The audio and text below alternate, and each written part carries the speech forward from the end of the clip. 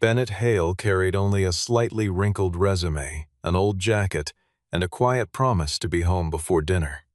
Inside the polished recruiting hall of Ashcroft and Vale Talent Group, Dorian Ashcroft looked at him like he was something the cleaning crew had missed. He mocked the gap in a single father's work history, then tore Bennett's resume in half in front of everyone watching. The room laughed along with him. Nobody in that hall understood that the torn paper was never a plea for a job. It was the final test of a decision already made. And the company they were all desperate to win as a client belonged, quietly and completely, to Bennett. If stories where arrogant people get exactly what they deserve keep you hooked until the very last twist, hit subscribe on this channel so the next reversal lands in your feed the moment it drops. The headquarters of Ashcroft and Vale Talent Group rose 30 stories above downtown Chicago, all glass and polished stone, the kind of building designed to make ordinary people feel smaller with every step toward the elevators. On this particular morning, the firm had scheduled a special recruiting showcase, a curated parade of candidates meant to prove something to a client they desperately wanted to keep. That client was Crownwell Systems, a logistics and artificial intelligence company in the middle of the largest hiring expansion the industry had seen in years, and everyone inside Ashcroft and Vale knew that landing the contract could define the firm's next decade. Junior recruiters had been told to dress sharper than usual. Senior partners had rehearsed their talking points. The lobby smelled faintly of fresh coffee and nervous ambition, and every employee moved like they were being watched, because in a sense, they were. Bennett Hale walked through the revolving doors a little after 9 in the morning, dressed plainly in a jacket that had seen better winters and shoes that had clearly logged real miles. He did not carry himself like a man chasing a job offer. He moved with the quiet, unhurried patience of someone who had already survived worse rooms than this one, though nobody around him could have guessed that. A brief text from his teenage daughter, Nora, lit up his phone screen, asking if he would make it home in time for dinner. Bennett typed back 4 words, telling her he would try, then slipped the phone into his pocket and joined the line of candidates waiting near the reception desk. The recruiters behind the counter exchanged glances as they scanned his paperwork. His resume showed a long, unexplained gap in employment, the kind of blank stretch that human resources departments were trained to treat as a warning sign rather than a story worth hearing. A few of the staff assumed he was a man trying to claw his way back into a workforce that had left him behind, and their assumptions showed plainly on their faces. Bennett offered no explanation and asked for none in return. He simply waited his turn near the back wall, arms folded, eyes moving slowly across the room, studying not the furniture or the artwork, but the way people here treated anyone who looked like they had less power than they did. It was, in its own quiet way, exactly why he had come. Other candidates in the waiting area glanced at him with the same quiet suspicion the staff had shown, sizing up his jacket, his shoes, the plain folder tucked under his arm, and deciding within seconds that he did not belong among them. A younger man in an expensive suit shifted his chair slightly away, as if proximity to Bennett might somehow lower his own chances. A woman nearby whispered something to her neighbor and glanced in Bennett's direction, and though he could not hear the words, the tone told him everything he needed to know. None of it seemed to bother him. He had spent years building something far larger than that room could imagine, and the opinions of strangers waiting nervously for their own turn meant very little against that backdrop. He thought briefly of the early mornings that had brought him here, long before Crownwell Systems existed in any recognizable form, back when it was little more than a handful of ideas scratched into a notebook at a kitchen table after his daughter had gone to sleep. He remembered the year he had spent learning to braid hair badly, the year he had missed 2 board calls because a school play ran long, and the year a business partner had quietly doubted whether a grieving widower could still function as a serious executive. Those years had taught him more about people than any recruiting seminar ever could, and it was that exact education he intended to test inside this building today. Watching the staff behind the desk whisper and exchange glances only confirmed what he already suspected about the culture Ashcroft and Vale had built for itself. Near the private elevator at the far end of the lobby, the doors slid open, and Dorian Ashcroft stepped out like a man arriving at his own coronation. He caught sight of Bennett standing near the wall, and something in his expression shifted into open contempt, the practiced sneer of a person who had never once had to prove his worth to anybody. Dorian Ashcroft had been introduced to that lobby many times as the crown prince of high-end recruiting, and he wore the title the way other men wore expensive watches, visibly and without a shred of humility. His suit alone likely cost more than most of the candidates in that room earned in a month, and his tone carried the particular arrogance of someone who believed wealth was proof of superior judgment. He was there that morning to impress his father, because Ashcroft and Vale needed to secure a recruiting contract worth tens of millions of dollars from Crownwell Systems, and Dorian had convinced himself that a flawless public performance would be his ticket to real authority within the firm. Spotting Bennett standing quietly near the intake line, Dorian could not resist an opening jab, asking loudly whether the man was there to apply for a security position or perhaps something in janitorial services. A ripple of nervous laughter moved through the nearby staff, the kind of laughter people offer when they are afraid of becoming the next target themselves. Bennett answered calmly that he had a scheduled appointment, offering no anger, no defensiveness, nothing for Dorian to grab onto and twist further. Undeterred, Dorian snatched the resume from a nearby recruiter's hand and skimmed the first few lines, his eyes catching quickly on the unexplained gap left behind after Bennett's wife had passed away years earlier.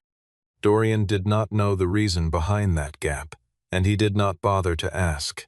Instead, he turned it into a punchline, announcing to the room that men who spent their years changing diapers and attending school conferences rarely had what it took to survive in a real corporate environment.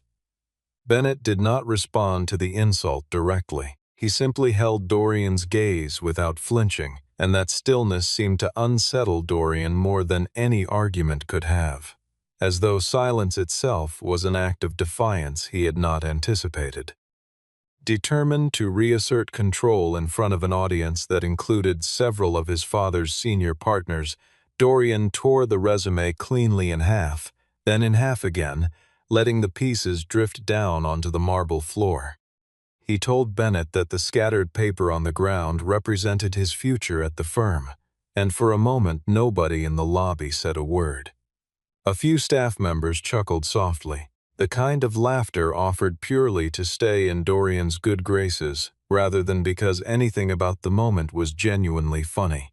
Only one person moved. A young recruiter named Paige Whitaker knelt down and quietly gathered the torn pieces from the floor, offering a hushed apology that nobody else seemed willing to voice out loud.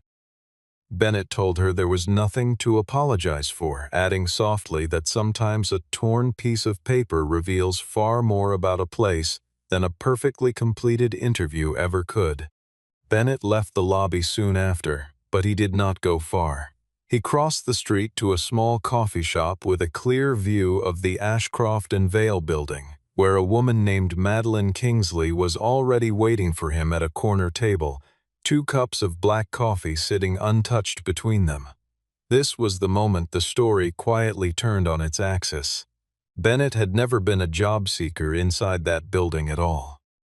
He was, through a private holding company called Hale Meridian, the true owner of Crownwell Systems, the very client that Ashcroft and Vale had spent months courting with polished decks and rehearsed promises.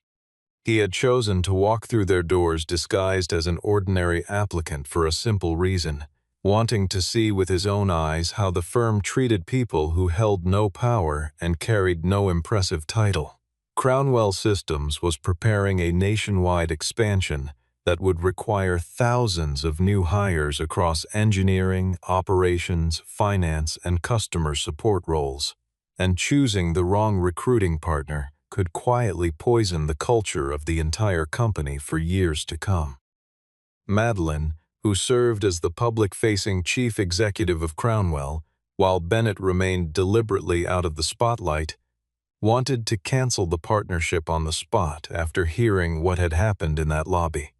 Bennett asked her to wait, explaining that a single act of cruelty from one arrogant man did not yet prove the whole organization was rotten to its core, and that he wanted to see how leadership responded once the truth came out. Elsewhere inside the building, Paige had already sent an internal message describing what Dorian had done, flagging the incident to her supervisor with careful, professional language. The message sat unanswered in an inbox for hours, quietly ignored by people who had learned it was safer not to challenge the boss's son. That small, buried detail mattered more than anyone in that moment realized, because it proved something Bennett would later confirm for himself, that decent people still existed inside Ashcroft and Vale, even if the culture around them had been built to reward arrogance and silence conscience. Before leaving the coffee shop, Bennett asked Madeline and Sterling Bancroft, Crownwell's lead counsel, to arrange one final meeting with Ashcroft and Vale for the following morning, a meeting neither Dorian nor his father would see coming. High above the city, inside a glass-walled conference room on the top floor, Reginald Ashcroft gathered his son and several senior partners for an urgent strategy session. The firm had quietly been bleeding clients after a string of hiring bias complaints that had never reached the press, and the Crownwell contract represented far more than revenue. It represented a chance to rebuild a reputation that was cracking beneath the surface. Reginald reminded Dorian in blunt terms that he needed to behave with absolute precision in front of Crownwell's representatives, warning that one misstep could unravel months of careful positioning. Dorian, brimming with false confidence, assured his father that he had already cleaned out the weaker candidates from the pipeline to make the firm look sharper and more professional for the client. What he did not mention, because he did not yet know it, was that one of the candidates he had humiliated that morning happened to be the actual owner of the company they were trying to impress. He went further, boasting to the room about tearing up a resume as though it were an amusing anecdote rather than a warning sign, and several directors laughed along dutifully, eager to stay in his favor. Paige stood just outside the glass wall during part of that conversation, close enough to hear the tone if not every word, and something in her chest tightened with a familiar, helpless frustration. She believed Bennett deserved far better than what he had received, but as a junior recruiter, she had learned that speaking up rarely changed anything inside that building. The irony of the moment pressed heavier with every passing minute. The very people congratulating themselves for filtering out unworthy applicants were, without realizing it, filtering themselves out of the biggest opportunity of their careers. Just as the meeting wound down, an assistant knocked and announced that the delegation from Crownwell Systems had arrived downstairs and was already on its way up. Reginald straightened his tie, glanced around the room at his team, and told them firmly that today, of all days, there was no room left for a single mistake. The Crownwell delegation was shown into an elegant glass conference room on the executive floor, where Reginald, Dorian, and a row of senior directors waited with folders full of polished statistics and carefully rehearsed promises about fairness and inclusion in hiring. They had built an entire presentation around the phrase "putting people first," unaware of how sharply that phrase was about to be tested. Madeline Kingsley entered first, composed and unreadable, followed closely by Sterling Bancroft carrying a slim leather folder.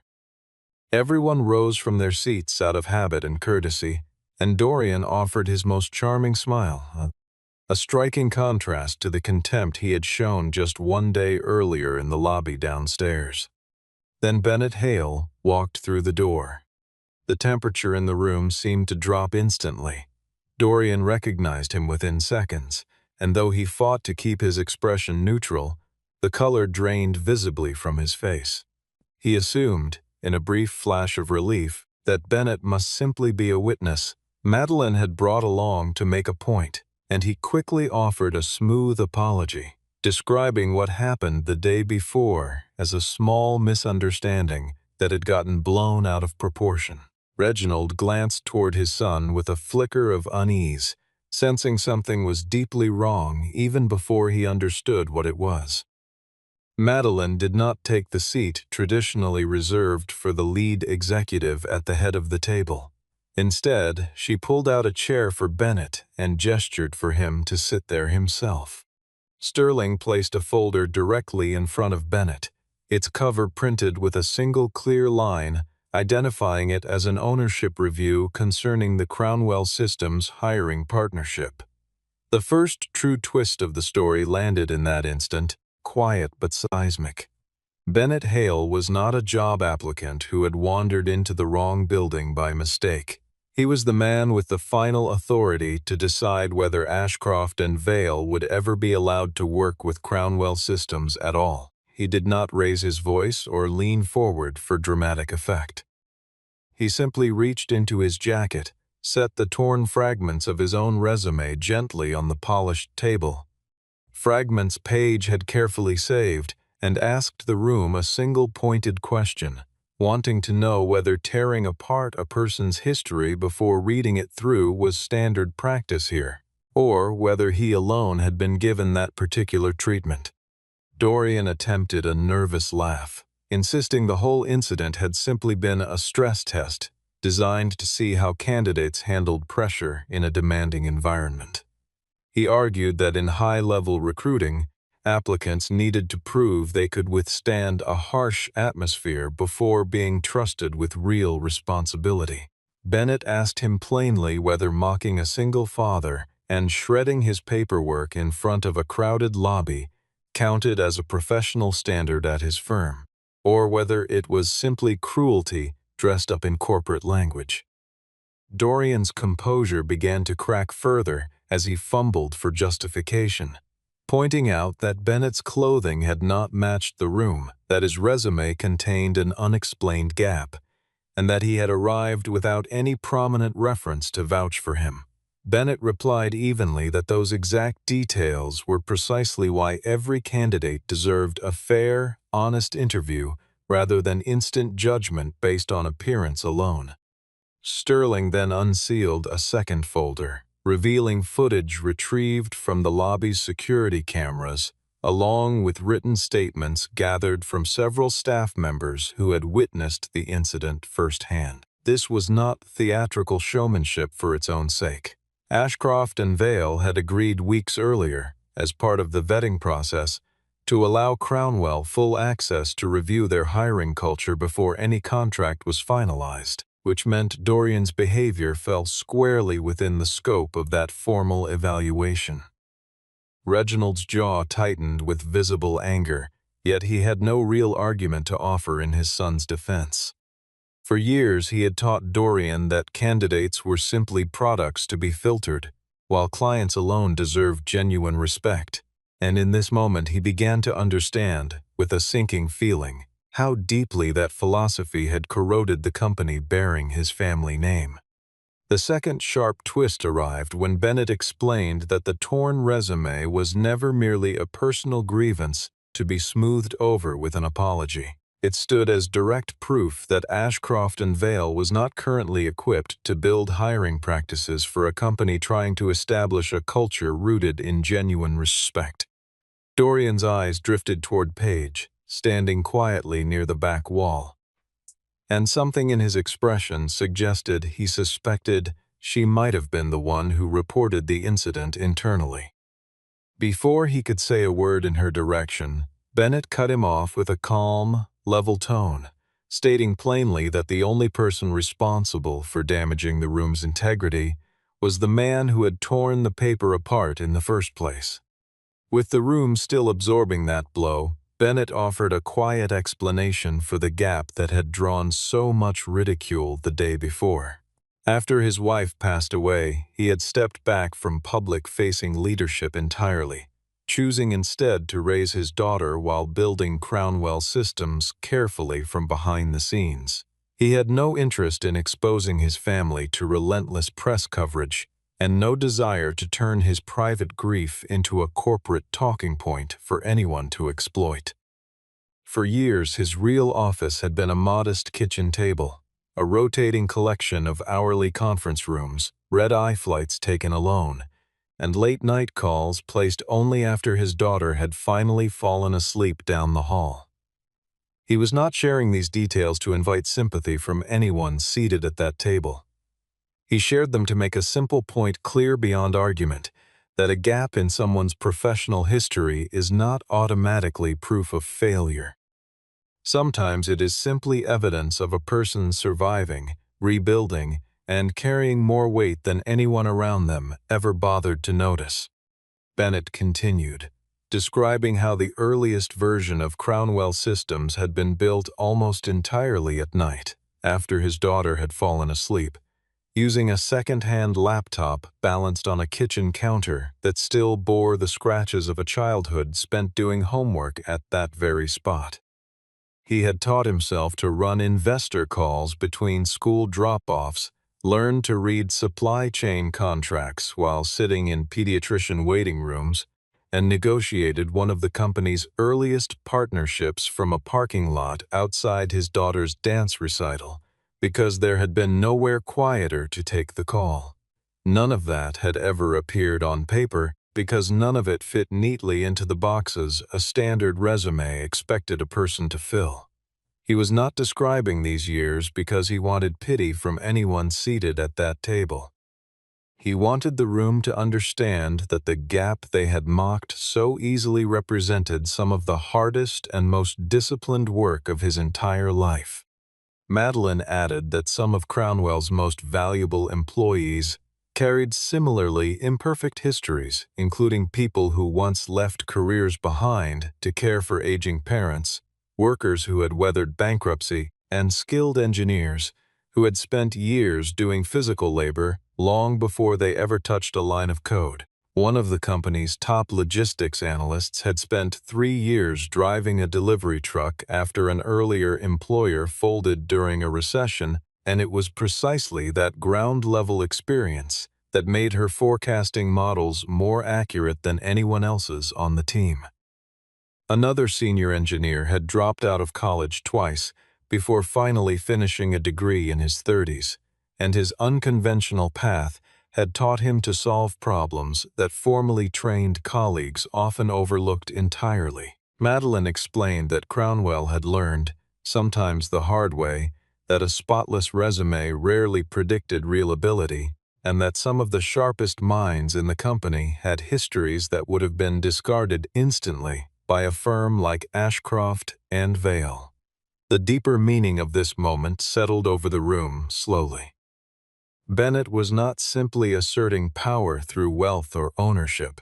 He was asserting a set of values he intended to build his company around, a workplace where people were judged by what they could actually do, rather than how polished they happened to look on a given morning. He turned to face Dorian directly, his voice quiet but unmistakably firm, telling him that tearing up his resume because he assumed it held no value was precisely the reason he could never be trusted to judge anyone else's worth again. Sterling then walked the room through a far more troubling pattern uncovered during the review, information that went well beyond the events of the previous morning. Crownwell's investigation had extended into years of Ashcroft and Vail's hiring records, revealing a long list of qualified candidates quietly filtered out for reasons that never appeared in any official paperwork. Age had counted against people. Family responsibilities had counted against them. Physical appearance, the prestige of a candidate's college, and the absence of powerful personal connections had all silently determined who advanced and who was discarded without explanation. Page had submitted multiple internal reports flagging exactly this pattern over the previous year, each one quietly buried without response or consequence. One especially skilled engineering candidate had been rejected simply because, in Dorian's private notes, he did not look the part of someone fit for an executive track.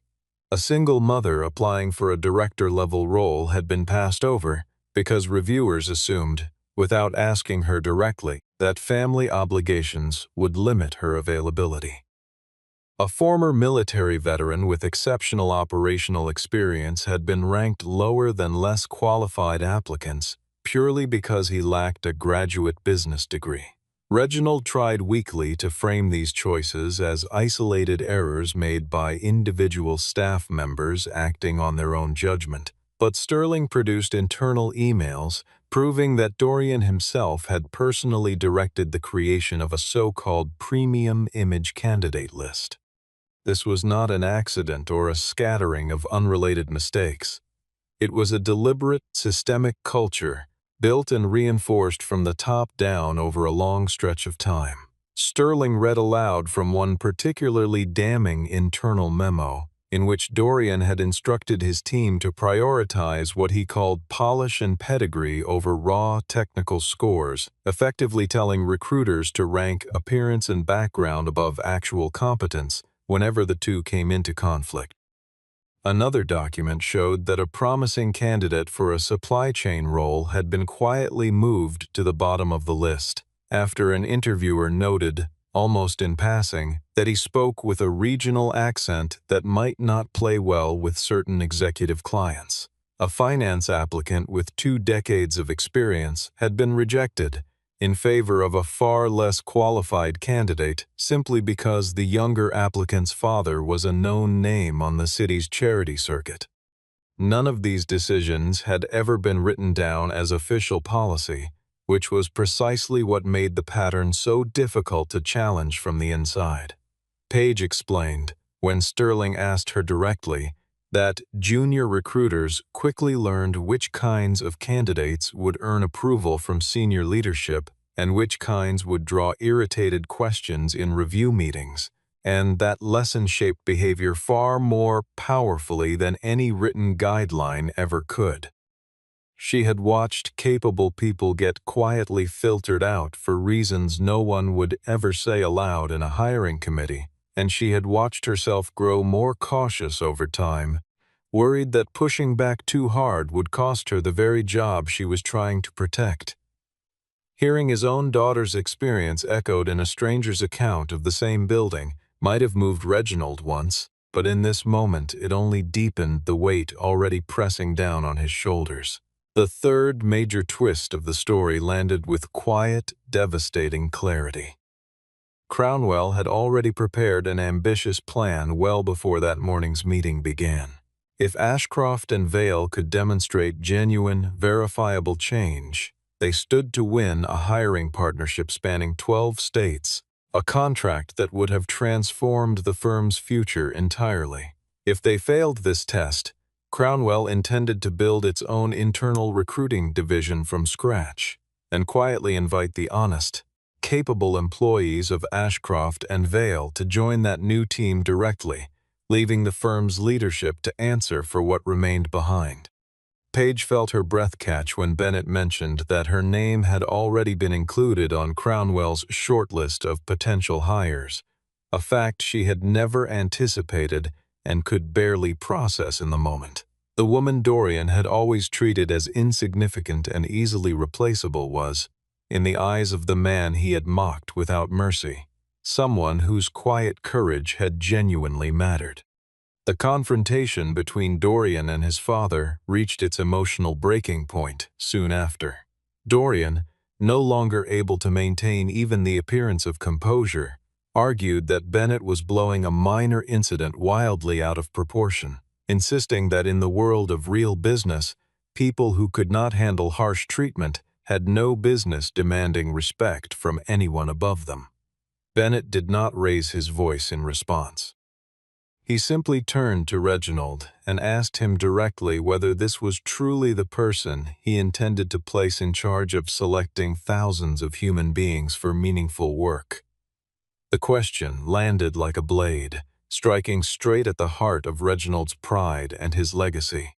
Reginald understood, with sudden and painful clarity, that continuing to shield his son would cost the firm its most important contract, its remaining credibility, and very likely its best remaining employees as well. Yet, removing Dorian from the process meant publicly acknowledging that his own approach to raising and mentoring his son had shaped an heir who was fundamentally unfit for the responsibility he had been groomed for since childhood. He thought, briefly and painfully, of every lesson he had drilled into Dorian since boyhood, the countless dinners where he had explained that strength meant never apologizing, that hesitation was a weakness the Ashcroft name could not afford, and that the people on the other side of a negotiating table existed to be managed rather than understood. He had built his son in his own image without ever stopping to ask whether that image was one worth repeating, and the answer arriving in front of him now felt impossible to unhear. Sensing the ground shifting beneath him, Dorian tried a different approach, softening his tone and appealing directly to the years the two of them had spent building the firm together. He reminded his father of the long nights they had once spent poring over spreadsheets in the early days of the company, the sacrifices Reginald himself had made to build something lasting, and he argued that no single incident, however embarrassing, should be allowed to undo everything they had worked toward as a family. For a brief moment, something in Reginald's expression seemed to waver, the pull of loyalty and memory tugging hard against the plain evidence sitting on the table in front of him. Then Dorian made his final and most costly mistake, letting frustration override whatever discipline he had left, and asked his father with open disbelief whether he truly intended to let a single father in a worn-out jacket lecture the Ashcroft family on how to run a business. That single sentence proved to be the mistake that sealed everything. Bennett rose from his chair without raising his voice, his tone level, and unhurried as he corrected the record for the entire room to hear. He was not there to lecture the Ashcroft family on how to run their business. He was there simply to decide who would be permitted to conduct business with the company that bore his name. The fourth and most decisive twist followed almost immediately, as Reginald, visibly shaken but resolute, announced that Dorian would be suspended from all further involvement in the Crownwell partnership, effective immediately. He stated plainly, in front of his senior staff, that his son would no longer represent Ashcroft and Vale in any negotiation going forward. Dorian had torn Bennett's resume apart the previous day to prove, in his own mind, that the man did not belong anywhere near that building. Now it was Dorian himself being removed from the very room where his family's future was being decided, stripped of authority in front of the people who had once laughed along with his cruelty. Many in that conference room quietly assumed Bennett would simply stand up, gather his things, and walk away, leaving Ashcroft and Vale to collapse under the weight of its own failures. He chose a different path instead. He stated calmly that the true problem facing the firm was never limited to Dorian alone. It was an entire system that had learned to reward arrogance while punishing basic human decency, and that deeper rot needed to be addressed directly, rather than simply cut away at the surface. Bennett then laid out a proposal that was firm but genuinely fair, explaining that Crownwell Systems would not sign any contract with Ashcroft and Vale under its current leadership structure. However, Crownwell was prepared to acquire the honest core of the firm's recruiting division outright, absorbing the staff members who had been silenced, sidelined, or quietly dismissed simply for caring too much about doing the job with integrity. This offer captured the deeper meaning of the entire story with striking precision. Ashcroft and Vale had believed all morning that they were the ones conducting an interview, carefully evaluating a candidate they assumed held no real power. In truth, Bennett's company had been quietly evaluating them the entire time, and not everyone in that building would ultimately measure up. Page was offered a position as a regional hiring manager within Crownwell Systems on the spot, a role with real influence and genuine trust attached to it. Several other junior staff members who had shown quiet integrity throughout the ordeal were invited to interview directly with Crownwell's leadership team in the days ahead. Meanwhile, a number of senior directors who had laughed along when Dorian tore up that resume found themselves quietly removed from consideration entirely, their names crossed off any future involvement with the account. Reginald asked Bennett almost hesitantly whether this was simply an elaborate act of revenge dressed up as corporate strategy. Bennett answered without hesitation, telling him that revenge was tearing something apart a second time simply because it had once been torn. Leadership, he explained, was gathering whatever pieces still held real value and building something stronger from what remained. That distinction mattered enormously to how the story unfolded from that point forward. Bennett held enormous power in that room, more than anyone present had initially realized. Yet he chose to use it to filter out cruelty and protect genuine talent, rather than simply punish an entire company out of spite. It preserved something essential about his character even as the balance of power in the room had shifted entirely in his favor. Before the meeting closed, Bennett asked Page to place the torn fragments of his resume back on the table one final time, not as an act of self-pity, but as a deliberate symbol meant to outlast the conversation itself. Sterling then produced a new document, formally introducing what would become known within Crownwell as the People Standards Initiative, a hiring program specifically designed for capable applicants who had been repeatedly overlooked by larger companies due to shallow, surface-level bias.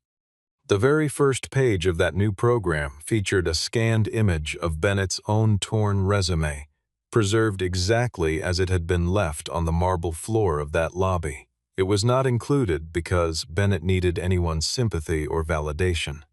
It was included so that every recruiter working under the Crownwell name would remember, permanently and unmistakably, that behind every sheet of paper sits a real human being with a real story. Madeline announced that Crownwell would immediately open a new application channel in which every resume containing an employment gap would be evaluated with full context and consideration, rather than being automatically filtered out by rigid, thoughtless criteria.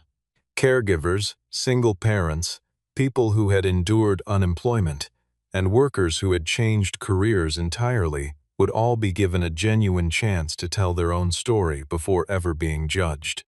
Dorian absorbed that announcement like a direct blow to whatever pride he had left, yet he no longer held any standing in that room to object or push back.